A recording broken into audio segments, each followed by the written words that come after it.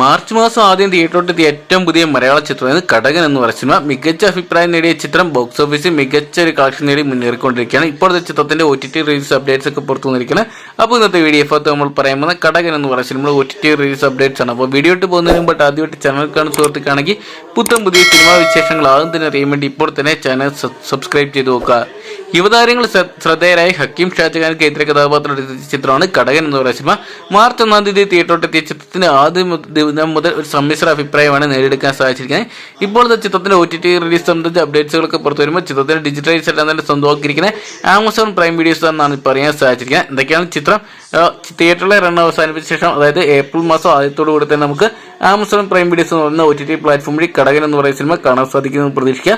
അപ്പോൾ നിങ്ങൾ അത്ര പേരാണ് കടകൻ എന്ന് പറയുന്നത് മലയാള സിനിമയുടെ OTT റിലീസിനായിട്ട് കാത്തിരിക്കുന്ന കമന്റ് ബോക്സിൽ നമുക്ക് അടുത്തതിന് വീഡിയോ ഇഷ്ടപ്പെടുമെങ്കിൽ ലൈക്ക് ചെയ്യാനും ഷെയർ ചെയ്യാനും പുതിയ സിനിമകളുടെ OTT റിലീസ് അപ്ഡേറ്റ്സുകൾ ആദ്യം തന്നെ അറിയാൻ വേണ്ടി ഇപ്പോൾ തന്നെ ചാനൽ സബ്സ്ക്രൈബ് ചെയ്ത് നോക്കുക.